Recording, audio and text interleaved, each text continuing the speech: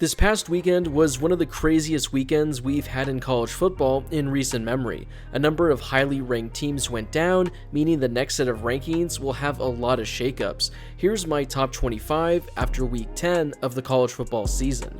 Before we get to today's video, make sure to smash that subscribe button and turn on those notifications if you're new to my channel.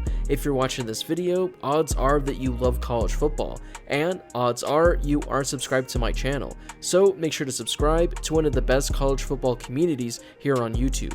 I'll be posting college football videos every day during the season, so make sure to subscribe so you never miss a video. Also, make sure to drop a like on this video as well. It helps out with that YouTube algorithm and helps share the video with more college football fans. Plus, it only takes a second to do. Number 1 is pretty easy, as it's the Georgia Bulldogs after they knocked off the number 1 team in Tennessee by 14 points. This was a game dominated by Georgia from start to finish. Stetson Bennett had himself quite the day as he threw for 250 yards with 2 passing touchdowns while rushing in a touchdown as well. Overall, this defense reminded us why they're still one of the best in the entire country. Entering the game, Tennessee had arguably the best offense in the entire nation, yet they couldn't get anything going for the entire game. In total, Tennessee had fewer than 300 yards of total offense. Through the first 9 games, Georgia has only played 2 ranked opponents, but both of those opponents are top 10 teams, and Georgia dominated both of those games. I have Michigan climbing up to number 2 as they defeated Rutgers by 35 points. JJ McCarthy threw for 150 yards with 2 passing touchdowns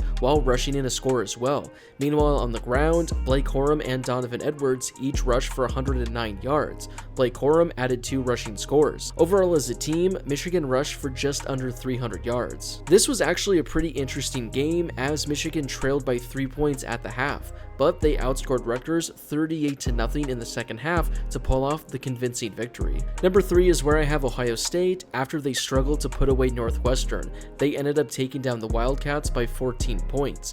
Now, I get it, the conditions in this game were pretty awful considering the wind and everything going on, but this is a Northwestern team with only 1 win on the season, and the Buckeyes were a 40-point favorite. This is a game that they should have won by a lot more than 2 scores. CJ Stroud wasn't great as he threw for only 76 yards, but he had a career day on the ground as he rushed for 80 yards. Luckily for the Buckeyes, Mayan Williams stepped up big time as he rushed for over 100 yards with 2 rushing scores. I have TCU right now as my 4th and final playoff team as they knocked off Texas Tech by 10 points. This game was looking a little interesting as TCU actually trailed entering the 4th quarter, but they outscored Texas Tech by 2 touchdowns and pulled off the victory. TCU is still undefeated on the season, and they've clearly showed that they're one of the top teams in all of college football. Oregon climbs all the way up to number 5 after their 40-point victory over Colorado. Bo Nix continues to add to his Heisman campaign as he threw for 275 yards with 2 passing touchdowns while rushing in 2 touchdowns as well. Ever since losing to Georgia in week 1, Oregon has looked like one of the better teams in all of college football. Tennessee's time as the number 1 ranked team in the country lasted for about 5 days as they fell to Georgia. This was just a game they'd like to forget as the offense didn't really make the road trip. Hendon Hooker had his worst game of the season as he threw for under 200 yards and didn't even throw a passing touchdown. Meanwhile, on the ground, the Vols rushed for only 2.2 yards a carry. Tennessee is still one of the better teams in all of college football, but this loss definitely hurts their playoff chances. In one of the more surprising upsets of the season, LSU knocked off Alabama in overtime. Over the last couple weeks, the Tigers have really emerged as one of the hottest teams in the entire country. Jaden Daniels is putting together quite the Heisman resume as he threw for 200 yards with 2 touchdowns while leading the team with 100 yards on the ground and a rushing score. Overall, this is an LSU team that has really impressed me over the last couple months, and although they have 2 losses, I still think they're alive in the playoff hunt. UCLA moved to 8-1 on the season after they dropped 50 points on the road to Arizona State. Dorian Thompson-Robinson had 300 yards of total offense and 4 touchdowns for the game. Meanwhile, as a team, the Bruins rushed for over 400 yards, averaging nearly 10 yards a carry with 5 rushing scores. Sure, they allowed 36 points to Arizona State, but UCLA continues to impress, and they're quietly still making a push for their own playoff spot. Right behind the Bruins is another Pac-12 team, but this was a game that was quietly on upset watch late in the night. USC took down Cal, but they only beat them by 6 points. Offensively, USC is still one of the top teams in the country. They had over 500 yards of total offense offense, and Caleb Williams had yet another fantastic game. But defensively, this Trojans team continues to have problems. They allowed Cal to score 35 points, and they had nearly 500 yards of total offense as well. We're 3/4 of the way through the season, and I'm still having a tough time deciding just how good this USC team truly is. Alabama dropped their second game of the season, and now they're officially out of playoff contention. When it's all said and done, Alabama's offense did enough to win this game as they scored 30 points and had nearly 500 yards of total offense. But their defense just couldn't stop LSU when it mattered most, as it seemed like the Tigers just came up with big play after big play. Not only are their chances of reaching the playoff pretty much shot, their chances of playing in the SEC title game are likely shot as well. Ole Miss was off this weekend, so here's where I have them ranked. After not being high on Clemson all season, they proved me right as they fell to Notre Dame by 21 points. The Tigers didn't even score their first points of the game until 10 minutes left in the fourth quarter, but at that point, they were already down 28-0. I get that they were undefeated entering this game, but Clemson just didn't really have any impressive victories that I saw up until last night.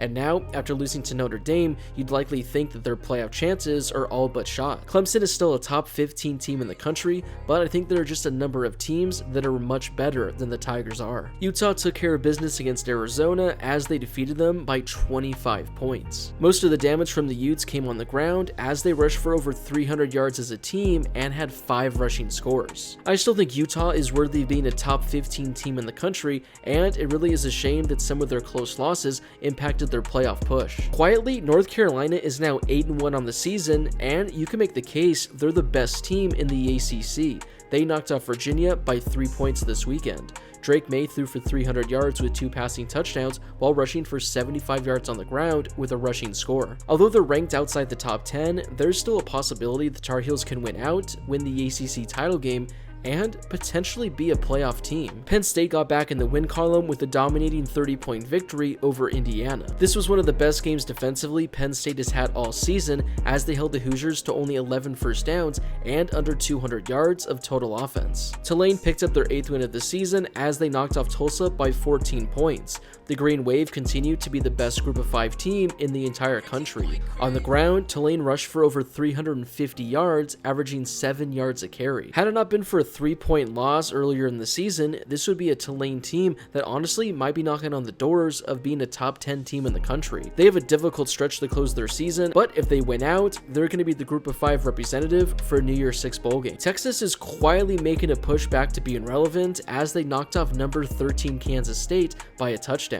Quinn Ewers threw for 200 yards with 2 touchdowns, but the MVP of the game was Bijan Robinson. He rushed for over 200 yards with a rushing score and caught 2 passes for 35 yards. This was a huge win for the Longhorns as they now own the tiebreaker over Kansas State in the Big 12. If they're able to beat Baylor in their final game of the season, it looks like the Longhorns are going to play TCU for the Big 12 championship. NC State knocked off number 21 Wake Forest, defeating them by 9 points. Although NC State doesn't have a chance of playing in the ACC title game, they still have a chance of winning potentially 10 or 11 games this season. MJ Morris led the way for the Wolfpack as he totaled over 250 yards with 3 touchdowns for the game. It seems like it's been kind of a disappointing season for NC State, but like I mentioned, they're now 7-2 and they have a chance to win double-digit games this season. UCF picked up their 7th win of the season as they took down Memphis by a touchdown. I talked about Tulane being the likely team we're going to see represent a group of 5 in the New Year's 6 bowl game, but don't sleep on UCF as they're only 1 game behind Tulane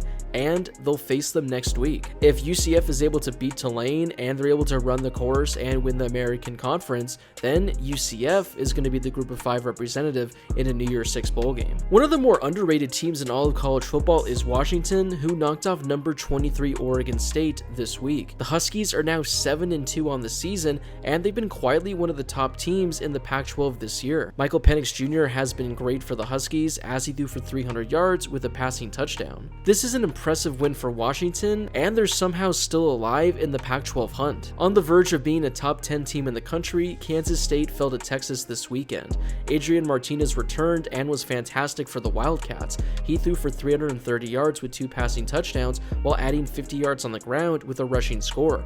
The offense did enough to win, but it was the defense that couldn't seem to stop Texas. Overall, they allowed the Longhorns to total nearly 500 yards of total offense. Notre Dame enters the top 25 after a very impressive victory over number 4 Clemson. Drew Pine threw for only 85 yards, but it was the rushing attack from Notre Dame that was really the difference maker. They rushed for over 260 yards and had 2 rushing scores. Overall, they held the Tigers to only 2 touchdowns and fewer than 300 yards of total offense. It's been a very weird season for Notre Dame as they have a couple of embarrassing losses, but they've picked up some really impressive victories along the way. Liberty is now 8-1 on the season after their 2-point victory on the road at Arkansas. Liberty's been a team that's been in the top 25 discussion the last couple years, but they're putting together their best season in recent memory. Kansas is back in the top 25 after knocking off number 18 Oklahoma State by 21 points. Jason Bean had 300 yards of offense with 3 touchdowns, while Devin Neal added 220 yards on the ground with a rushing score. This is the first time Kansas is bowl eligible since I was in middle school, and that's saying something considering I'm 26 years old. Wrapping up our top 25 is Illinois, who fell by 8 points to Michigan State. Illinois made a comeback in the 4th quarter, but they fell just short. They're still in the driver's seat to play in the Big Ten title game, but they lost to a Michigan State team that they should have easily beaten. Well, there's my top 25 after week 10. Let me know in the comment section what you think about the rankings. Was there a team I had ranked too high, or a team that was ranked too low, or was there a team not even in the top 25 that should have been in here? Whatever your thoughts are, let me know in the comment section down below. Before you leave, make sure to smash that subscribe button and turn on those notifications if you're new to my channel. I'll be posting college football videos every day during the rest of the season, so make sure to subscribe so you never miss a video. Also, don't forget to drop a like on this video as well. It helps out with that YouTube algorithm and helps share the video with more college football fans. Plus, it only takes a second to do. As always, thank you guys so much for watching, and I'll see you all in my next video.